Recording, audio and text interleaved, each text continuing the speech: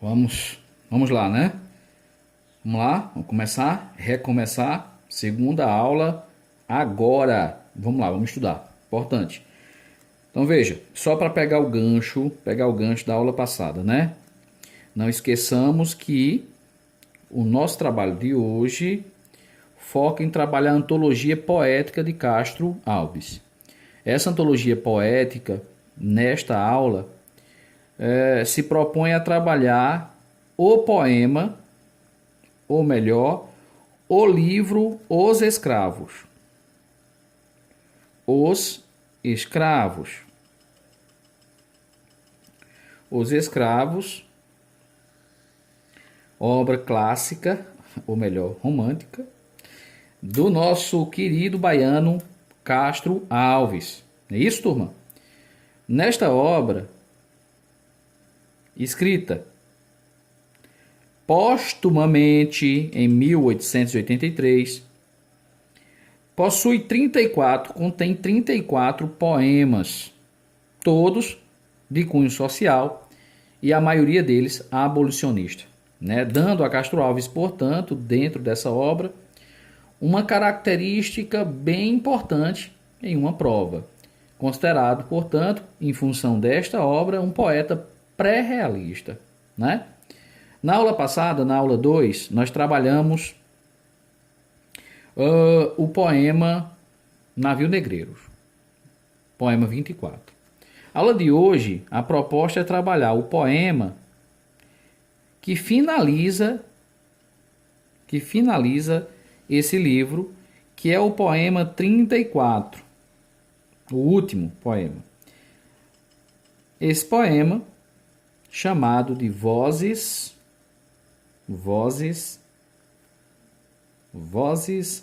da África. Vozes da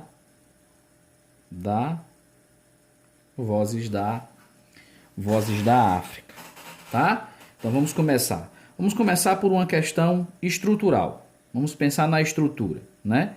Vamos começar aqui pensando na estrutura. Vamos pensar na estrutura. A estrofação, estrutura. E pensando em estrutura, 2 pontos precisam ser explicados. O primeiro ponto é quanto à estrofação. Estrofação. Outra é a minha escansão, a minha métrica.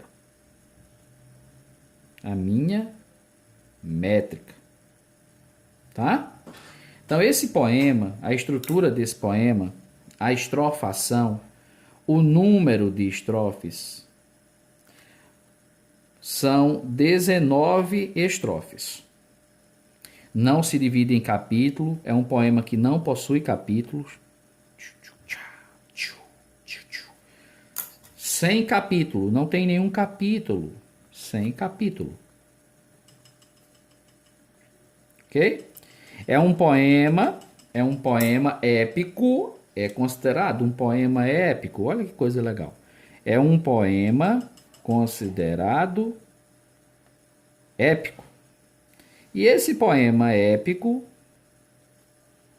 é dramático. É um poema épico dramático, tá? São 19 estrofes.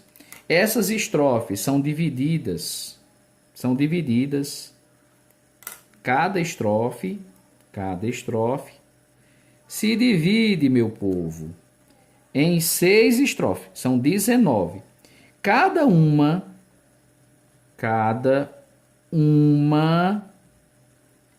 das estrofes possui 6 versos.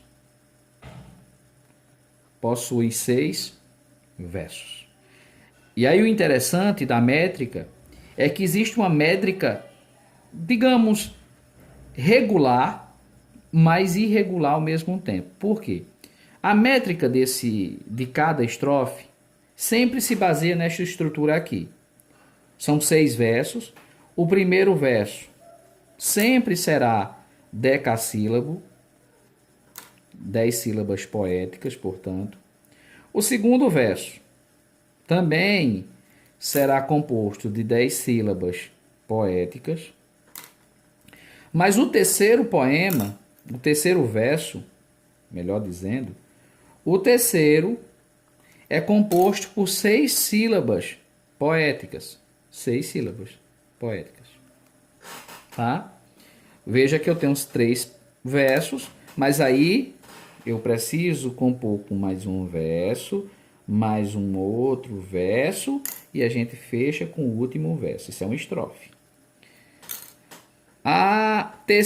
O terceiro verso sempre vai ser 6 sílabas poéticas. 6 sílabas. Os outros serão 10. 10 sílabas poéticas. Então a estrutura sempre de cada estrofe, nas 19 estrofes, sempre vai ter essa composição de verso. Os 2 primeiros decassílabos, o terceiro um verso hexassílabo. Os 2 seguintes, 4 e 5, deca e um hecassílabo. Sempre essa estrutura. Formando a rima, a gente já estudou muito isso, a porque, né, são 10. Eu tenho aqui o B, o terceiro vai ser B, mais um A, porque é 10 aqui, o B, A. Na realidade, como vai repetir aqui, desculpa aqui, só um minutinho, mudança, vai ser o C, porque o A já se veio, apareceu, e fechando aqui no B, para repetir ali, ó. B. Então é essa. A, B, C, C, B.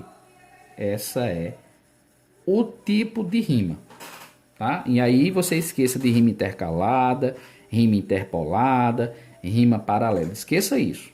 Isso só vale para quartetos. Aqui eu tenho uma sextilha. Isso de 6 versos é chamado de sextilha. Todo poema Vozes da África é feito por uma sextilha, 6 versos e sempre na mesma sequência. O primeiro deca, o segundo deca, o terceiro hexa, 6, deca, deca, hexa. Sempre assim. Todos os 19 versos segue essa estrutura. Então, a estrutura é sempre irregular, porque 10, 10, 6, 10, 10, 6, mas tem uma certa irregularidade.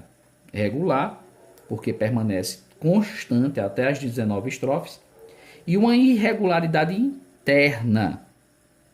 Entenderam bem isso, né? Outro ponto importante sobre esse livro, sobre esse poema, é sobre sua temática. Sua temática.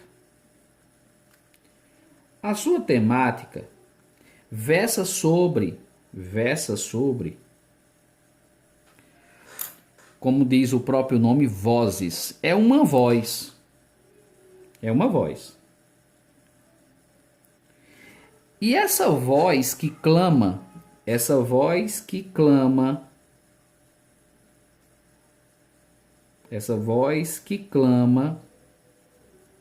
não é a voz de um escravo, né? Você sabe que literatura trabalha muito com figuras de linguagem. E aí aparece uma figura de linguagem chamada prosopopeia,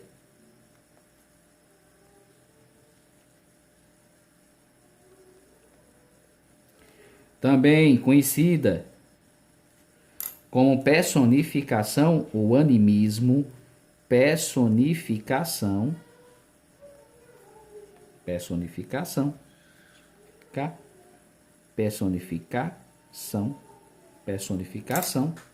que é a personificação do continente.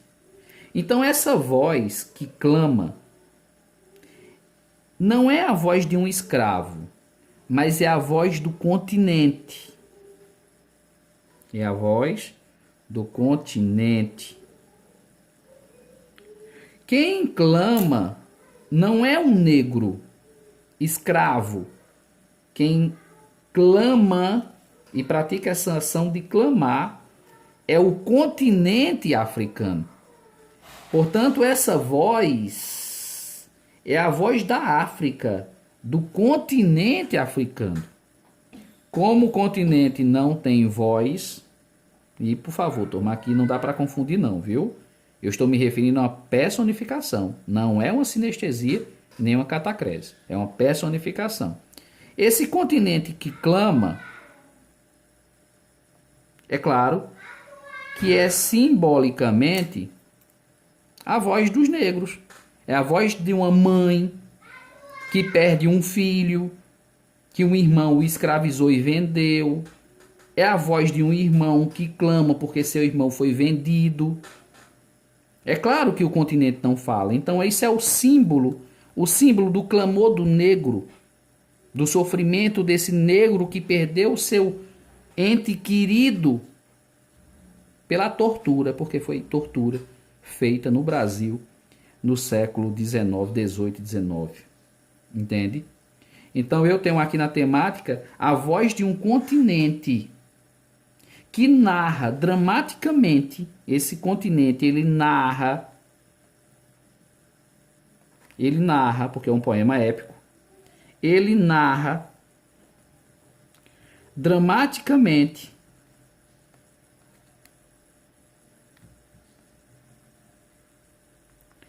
essa ação realizada pela escravidão.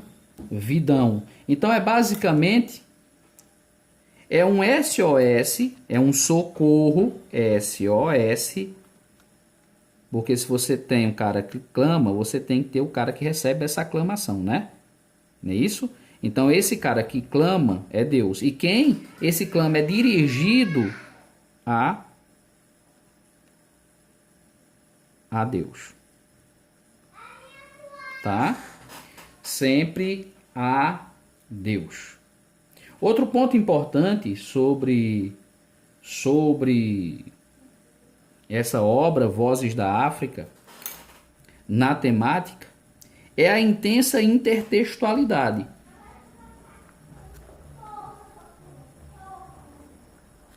Então você vai encontrar muitas intertextualidades.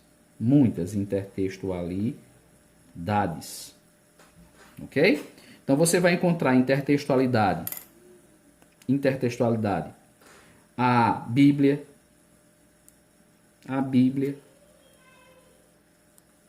Aqui na Bíblia você vai encontrar intertextualidade a Noé, a Jesus, a Deus, a José, que foi vendido, né, pelos irmãos no Egito Antigo. Você vai encontrar intertextualidade mitológica.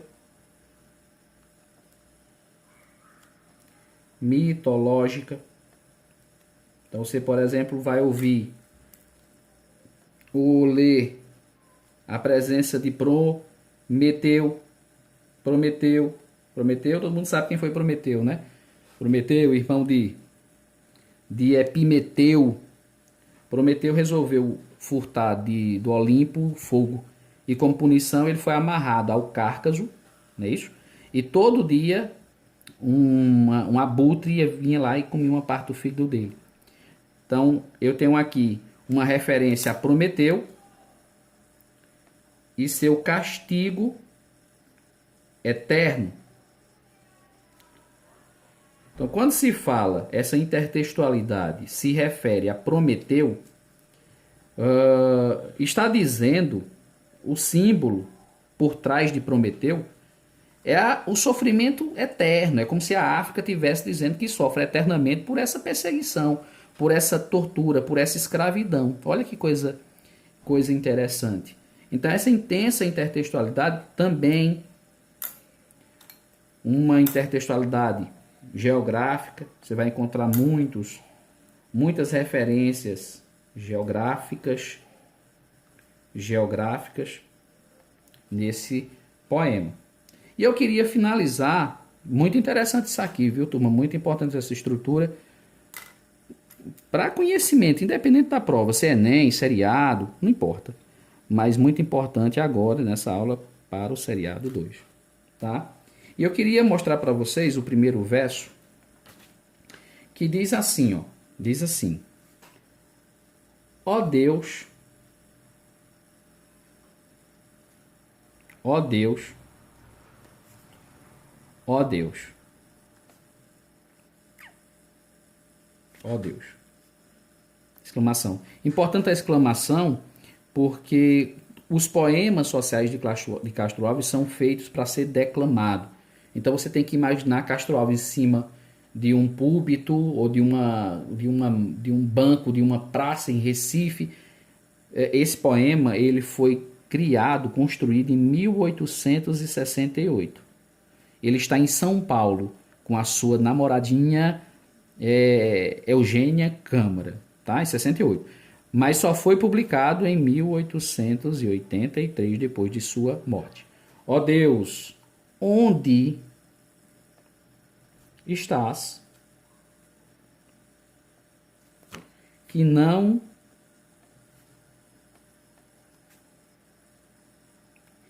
respondes? Respondes, tá? O excesso de pontuação em Castro Alves é muito recorrente.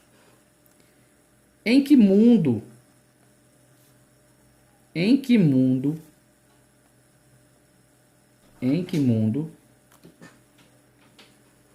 em que estrela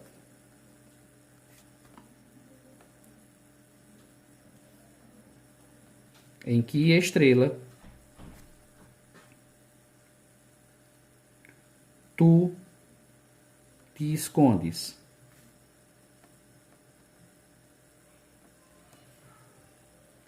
Embuçado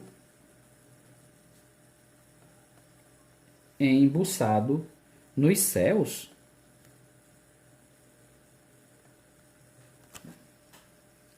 Há 2000 anos, 1000 anos,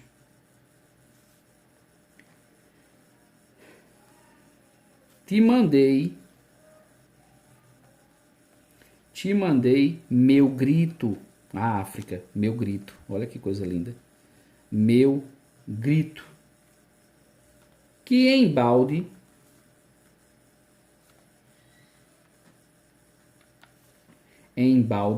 desde então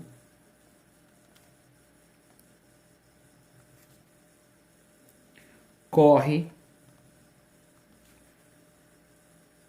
no infinito. Ui, não está cansando. Onde estás, Senhor Deus?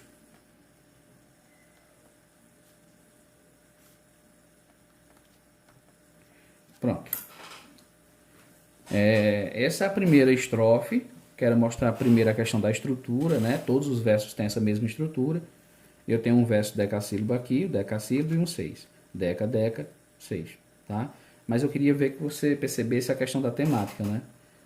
Note que eu tenho aqui alguém que clama, ó Deus, ó o vocativo, ó Deus, onde estás que não respondes? Veja que existe aqui uma tentativa de chamar por alguém, clamando por alguém.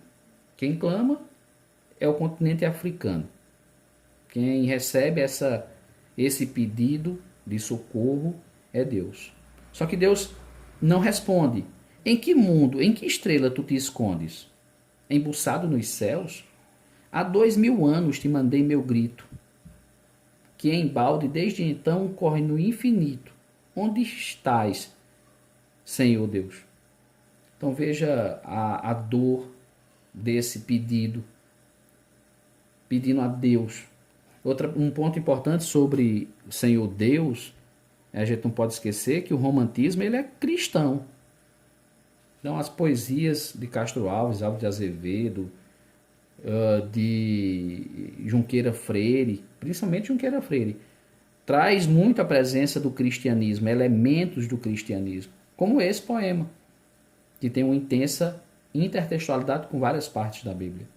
Tá? Turma, esse é apenas um das estrofes, apenas uma das 19 estrofes de Vozes da África, poema 34 do livro Os Escravos, de Castro Alves. Leitura obrigatória, seriado 2 em Pernambuco, mas uma excelente obra para ser usada como contextualização, se você precisar deste elemento de contextualização na prova da UPE, tá?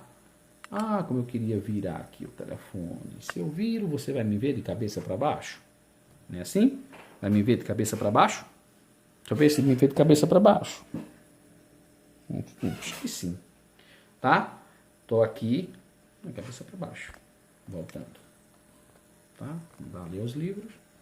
Tá bom? Então, eu fico por aqui. Muito obrigado. Vídeo curto. Estudem.